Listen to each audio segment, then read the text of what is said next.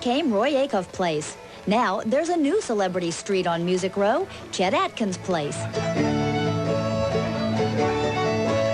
As you'd expect, plenty of Chet's friends and neighbors turned out for the official dedication. It's just a wonderful thing. He deserves it so much. And such a sweet person, a very modest man, and I'm just thrilled for him. Yeah. Oh, it's going to make him happy, and we should. Very happy, big boy.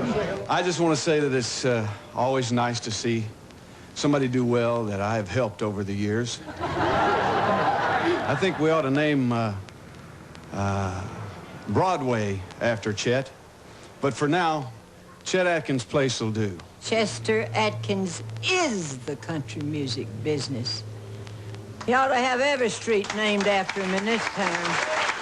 There was also an uncollected bonus for Chet and his award-winning partner, Mark Knopfler. Here are your Grammys for Neck and Neck. I seem to remember saying in an interview not so long ago that, you know, if New York was going to honor somebody, you might, in the arts, you know, you might want to put a statue up to Woody Allen. If you're in L.A., you might want to do the same thing with a Randy Newman or somebody like that. But I said in Nashville, you might want to think about naming a street after Chet Atkins. And look what's happened. Here he is. Then it was Chet's turn. I've been in training last week because I want to appear humble up here. I've watched Bryant Gumbel all week trying to get some humility. This is wonderful. It's a great honor, and I know I'm among my very good friends, and I appreciate you so much, and I love you. Thank you. Then it was time to take it to the streets for the big unveiling. 1, 2, 3.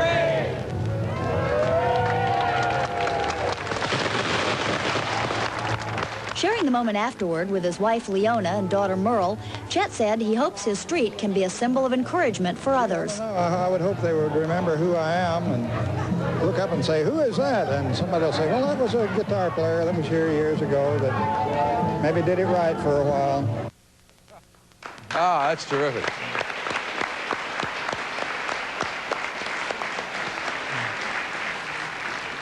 You know, you really are self-effacing. Humble all the time. Well, it's... You've done some great things in your life. It's better to be that way, I think. I could never be a... We used to call it biggity. I guess it comes from the word bigot. I could never be any other way because I've got... I don't have all that much talent, I don't think. I've just worked very hard and enjoyed it and been very, very lucky. And I realize that. And so that's why I am like I am.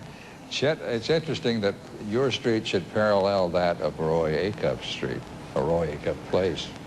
Because I have a note over there in our, came out of our files, that you once auditioned for him in 1940 for his band and didn't make it. We go back so many years. My dad taught him in a singing school before I was born. We're from the same county. I auditioned. I heard he was coming to the Grand Ole Opry, and I was about 13 or 14 or something. And me and my brother, we went down to audition. He said, go back home and go to school. But he was nice. A clean-cut guy. I remember him very well. WROL in Knoxville. Chester, you're right. That sign will be there for a long time. And people will be giving their address as Chet Atkins Place. That's nice, isn't it? Sure is. We're going to take a break. Right after this, Miss Shelby Lynn going to sing for you. We'll be right back.